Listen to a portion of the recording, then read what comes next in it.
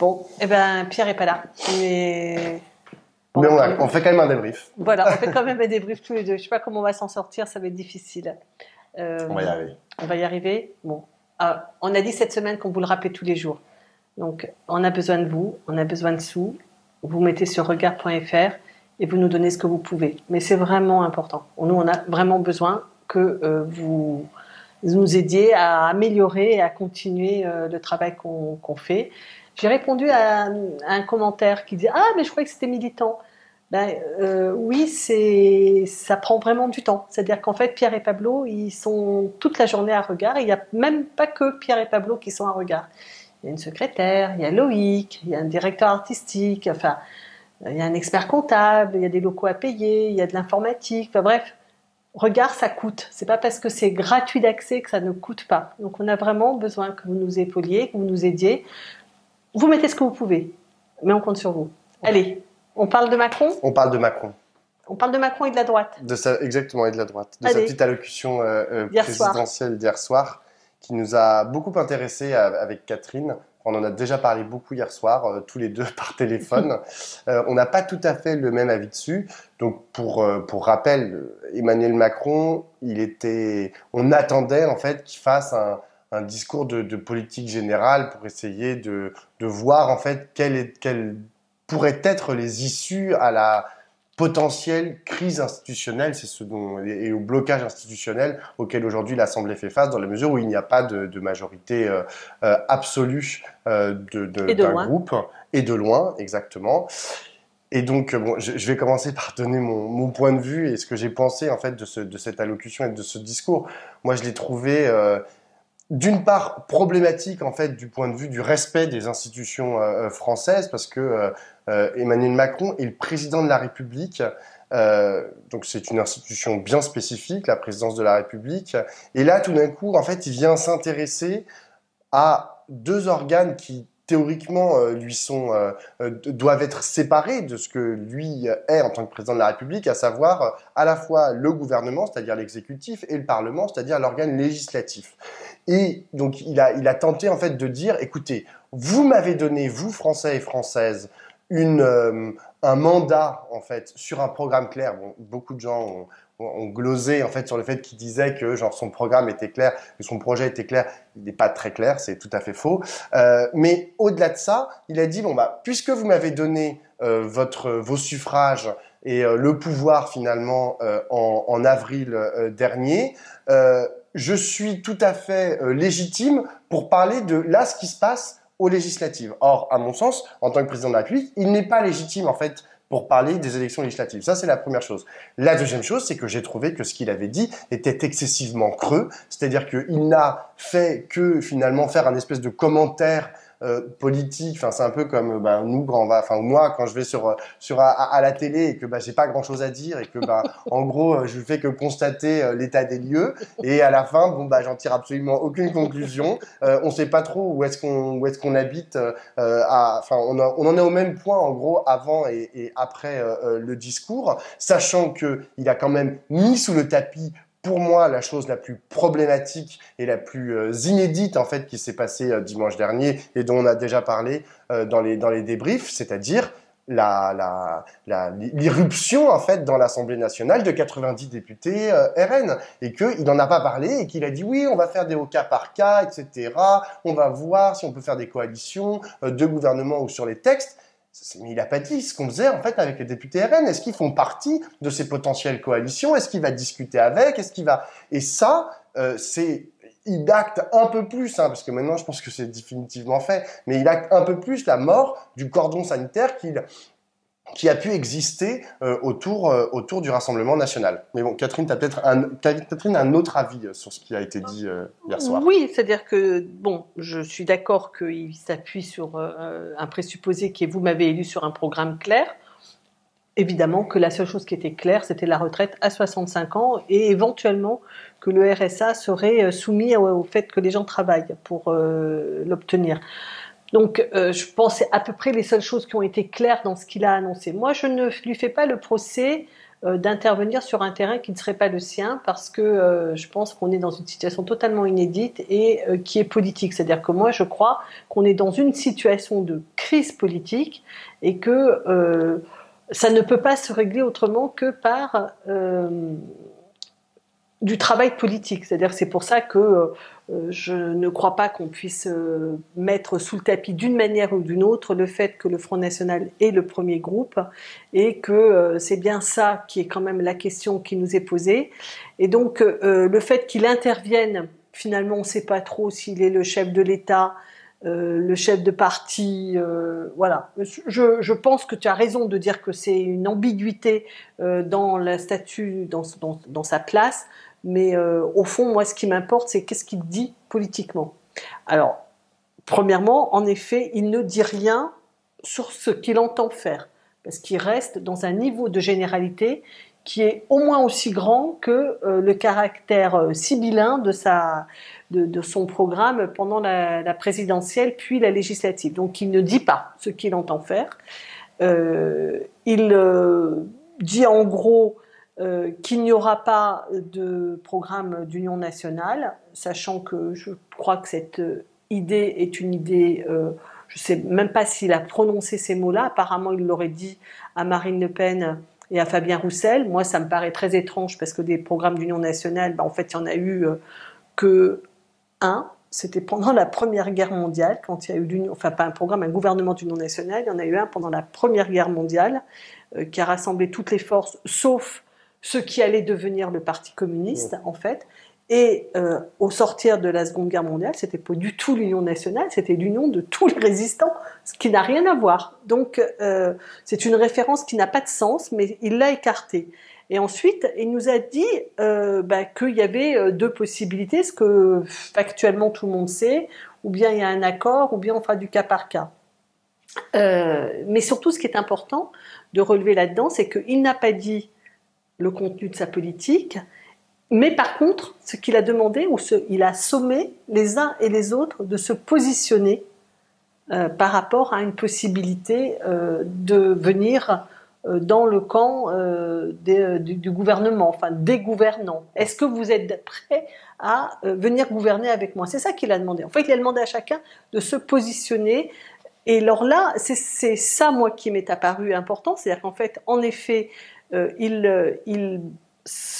sa gestion des 5 ans, la campagne présidentielle puis législative nous met dans une situation insensée et il renvoie au groupe politique à l'Assemblée nationale la responsabilité de faire une proposition politique et pas lui.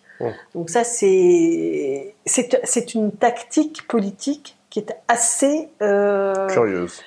Elle est curieuse. Le problème, c'est que je crois qu'elle est il va falloir la surmonter en même temps. Parce que moi, ce que je pense, c'est que beaucoup de gens sont très inquiets de la situation. Sont très inquiets d'une France ingouvernable, d'une France qui repart dans une crise après les gilets jaunes, le Covid, la guerre en Ukraine, et on part de nouveau dans une impossibilité d'agir, de voir la France gouverner, etc. Après, il y a un deuxième débat qui est pour faire quoi. Mais je pense que cette question, je crois qu'il ne faut pas sous-estimer cette question de la réponse à l'attente qui est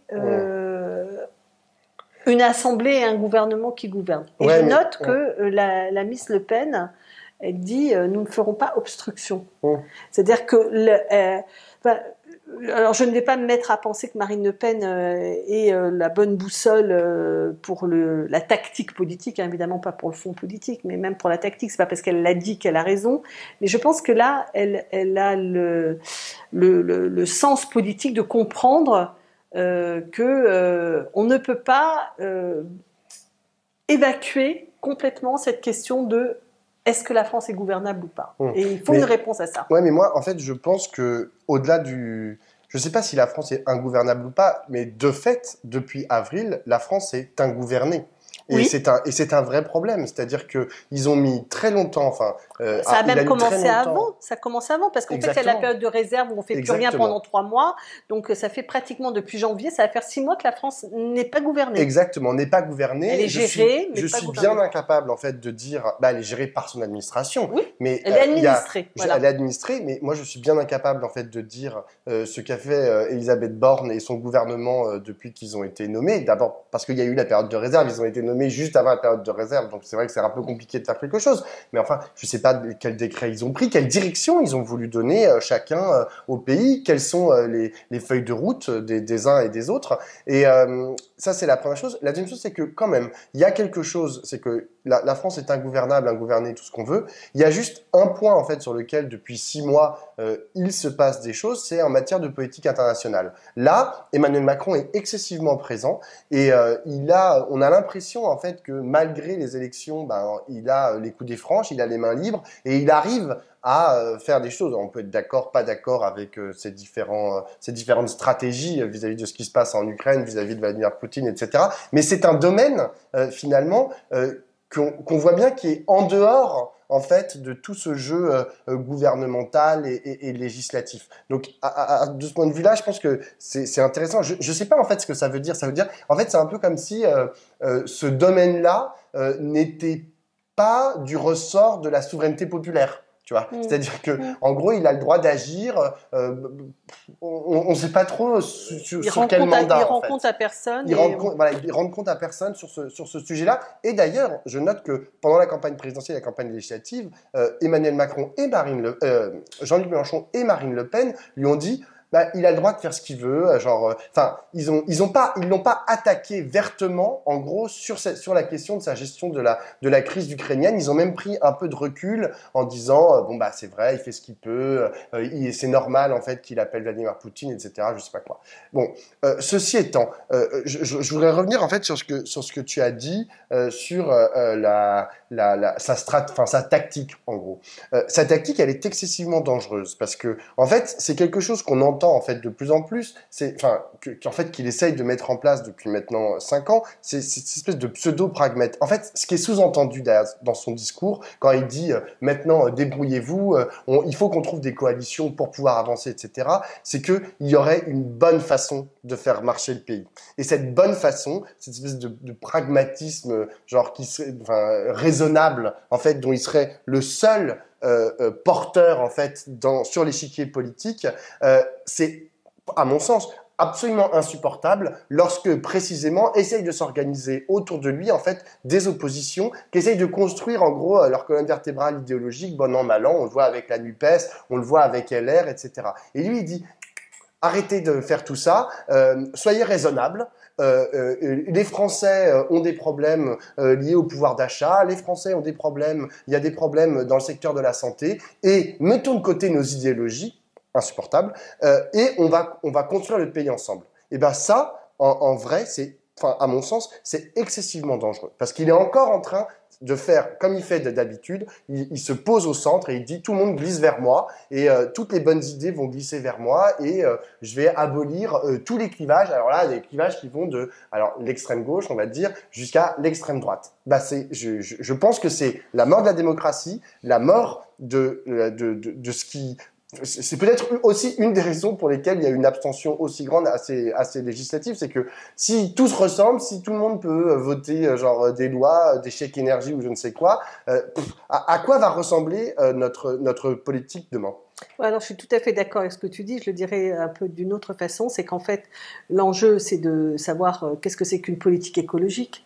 Qu'est-ce que c'est qu'une politique de sécurité? Qu'est-ce que c'est qu'une politique pour l'école? Or, de ça, en fait, on n'emploie que des mots valises.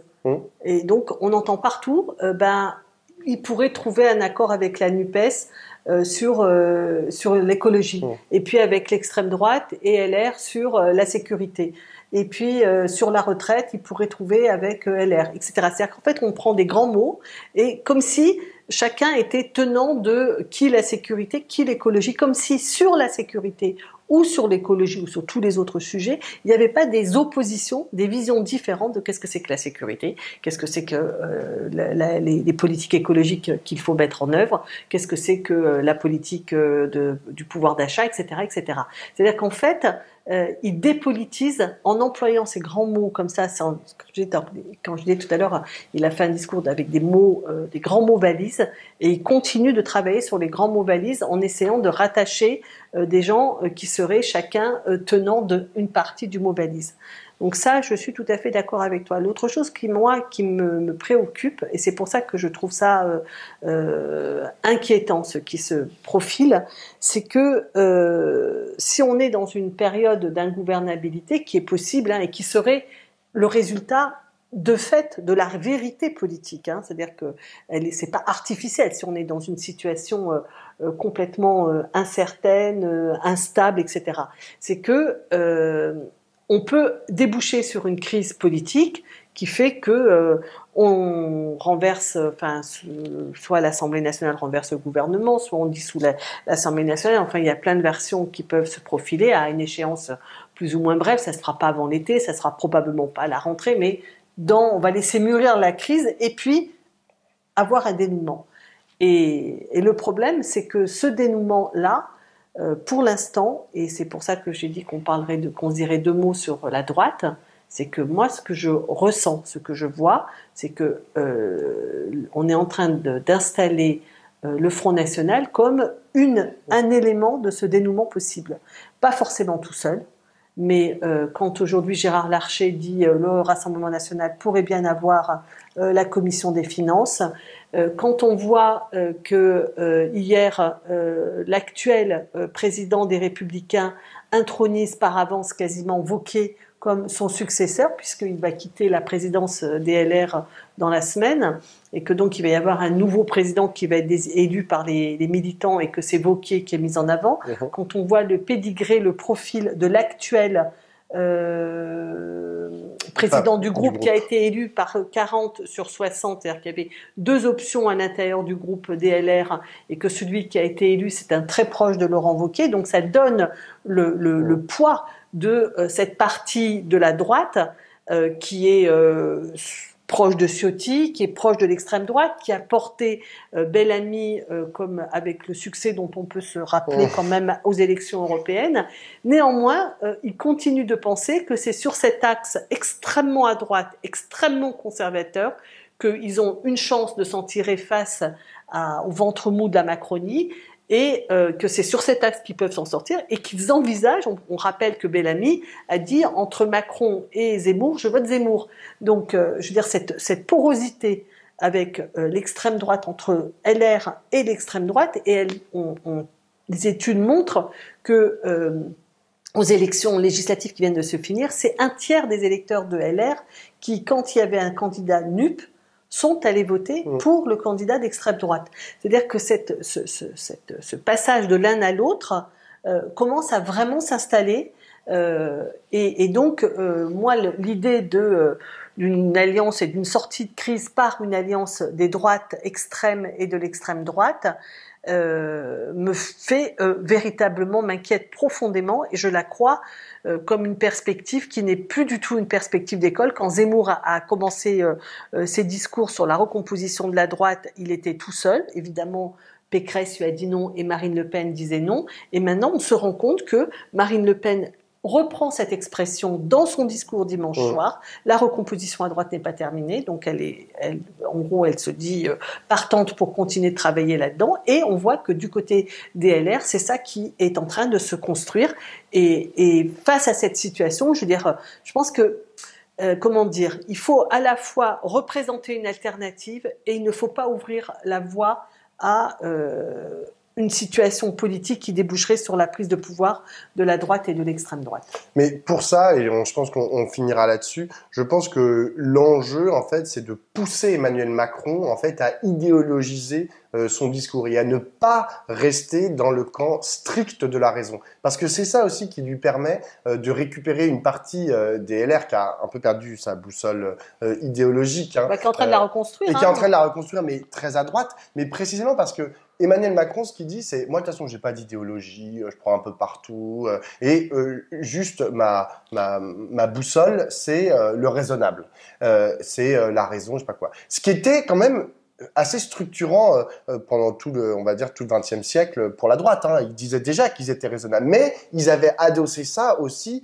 à une idéologie qui était construite et qu'ils portaient, etc. Qu'ils ont perdu là, donc du coup ils récupèrent tous les raisonnables qui sont facilement récupérables. Et donc qu'est-ce qui reste? Comme ils ont plus le raisonnable, les Wauquiez et compagnie là, ce qui reste de LR, ils ont plus le raisonnable, c'est parti chez Macron. Bon bah du coup il reste le déraisonnable entre guillemets, et l'extrême droite. Donc en fait en poussant, en rappelant en fait que Emmanuel Macron, en fait, ce qu'il provoque sur l'échiquier politique, c'est d'une part un séisme et une désidéologisation, on va dire, de tout le paysage, et en rappelant aussi que ce qu'il fait, en fait, c'est de la droite, mais il faut le rappeler, il faut le bassiner en permanence. Ce n'est la raison stricte, ça n'a pas de sens en fait en politique. En rappelant ça, c'est possible en fait qu'on fasse ce que Rachida Dati, parce qu'il n'y a pas que Laurent Wauquiez non plus à LR. Rachida Dati aussi, elle a des prétentions de prendre la tête du parti, mais c'est vrai que pour l'instant, elle paraît un peu isolée, surtout quand on voit les scores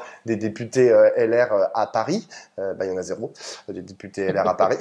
Donc, mais Rachida Dati, elle le répète sans arrêt. Elle dit, moi, je pense qu'il faut réactiver le clivage gauche-droite, que c'est faire de la politique, c'est se situer sur un échiquier politique, un gradient gauche-droite, et que la position d'Emmanuel Macron, pour elle, n'a aucun sens. Mais c'est vrai qu'elle est toute seule à le dire. Enfin, je veux dire, aujourd'hui, oui, elle est assez isolée. Elle dit, moi, Rachida Dati, vous me voyez m'allier avec l'extrême droite. Donc, elle clôt le débat assez facilement. On va adhérer à LR, on va voter, on va faire la campagne pour Dati.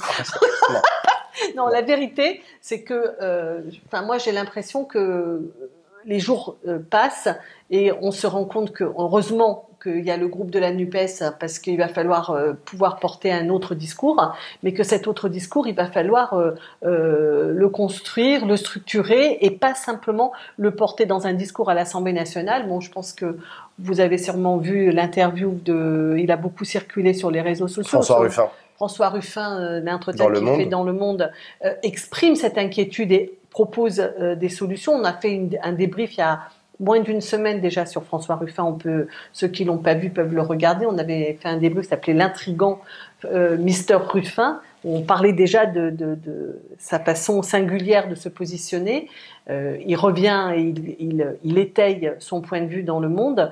Je ne sais pas si c'est je ne dis pas que c'est le seul point de vue. En tout cas, ce qu'il y a de certain, c'est que Ruffin est inquiet, exprime cette inquiétude et appelle à ce que on sorte on était tellement angoissé de disparaître qu'on est émerveillé d'être là. Par notre score là. Ouais, on est émerveillé d'être là, mais ça va pas suffire, quoi. Il faut faire un peu plus que ça parce que le danger qui est en face, il est vraiment énorme.